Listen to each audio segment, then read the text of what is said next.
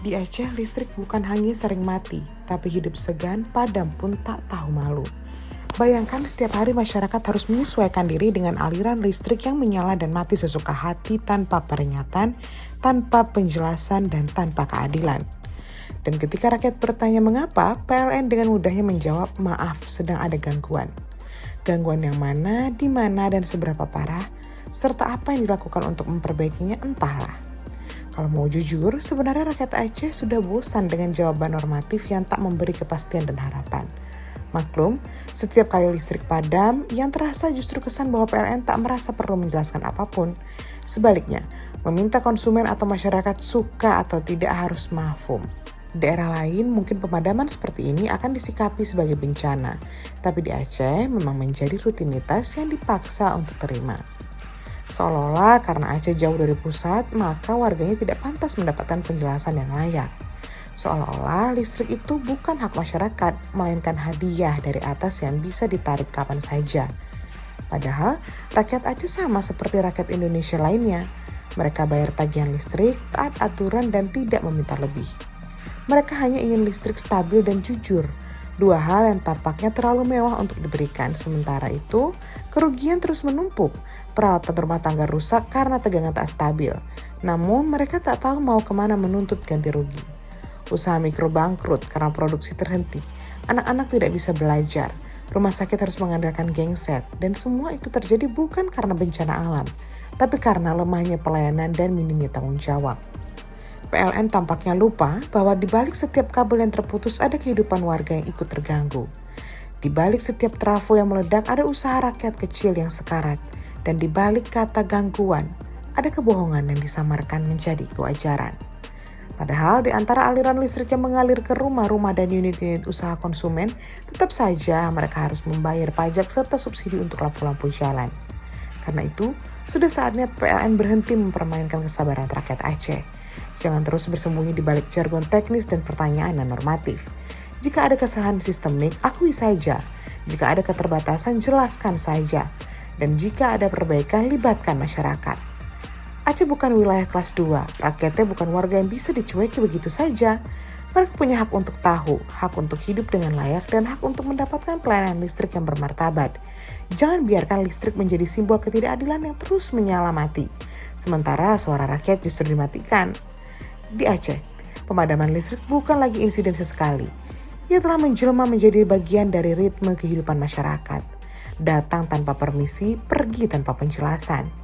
Tahun demi tahun berlalu, dan yang terus bertambah bukan solusi, melainkan daftar panjang pemadaman yang menyisakan luka di banyak sisi kehidupan. Ini tak lepas dari sejumlah fakta. Mari kita tarik garis waktu ke belakang. Tahun 2020 misalnya, Aceh mengalami blackout total. Pada tanggal 2 Februari 2020 lalu, seluruh wilayah Aceh padam sejak pagi. Tak ada listrik, tak ada informasi yang memadai. Rakyat hanya bisa bertanya-tanya. Sementara PLN sibuk dengan istilah teknis gangguan pembangkit sistem Sumatera bagian utara.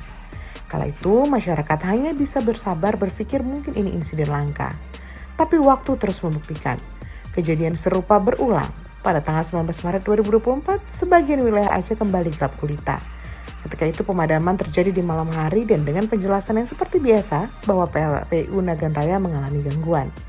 Lagi-lagi, istilah relay, transmisi, dan under voltage load shedding atau UVLS digunakan. Tapi tidak satu pun memberi rasa tenang pada masyarakat yang gelisah dalam gelap. Masuk ke Juni 2024, listrik mulai seperti disco, hidup mati tak tentu waktu.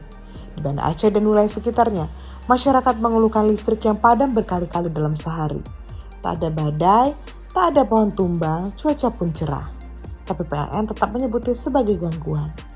Tak jelas apa yang terganggu, bagaimana bisa gangguan itu begitu rutin dan kapan diselesaikan. Kemudian pada Oktober 2025 lalu, pemadaman kembali menghantam hampir seluruh Aceh. Dari Banda Aceh hingga Aceh Selatan, dari Lok Sumawe hingga Aceh Tamiang. Ratusan ribu pelanggan PLN terdampak. Bahkan beberapa tempat listrik padam lebih dari 20 jam. UMKM kehilangan pendapatan. Rumah sakit harus mengandalkan genset. Dan masyarakat kembali dipaksa bertahan dalam kondisi minim informasi. Lagi-lagi, PLN hanya menyebut ada gangguan transmisi di jalur Biren Arun. yang seolah menjadi kambing hitam rutin. Dalam peristiwa ini, satu pola terlihat jelas. PLN hampir selalu gagal memberikan penjelasan yang transparan, akurat, dan membangun kepercayaan. Kata gangguan menjadi jawaban tunggal untuk semua persoalan, meski yang dialami masyarakat jauh lebih kompleks.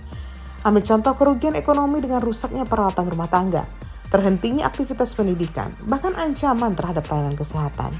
Anehnya, ketika masyarakat mengeluh, PLN tidak menjawab dengan empati, tapi dengan istilah teknis atau lebih buruk, dengan diam.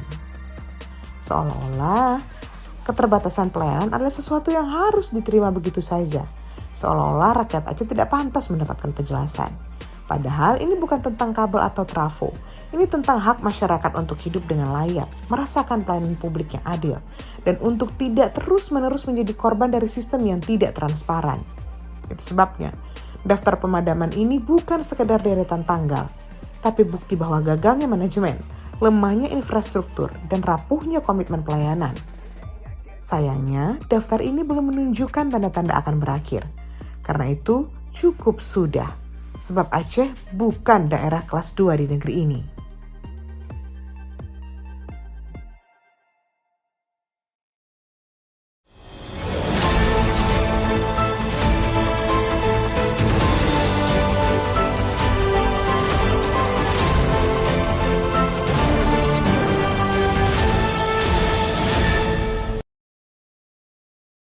Jangan lupa like, komen, dan subscribe.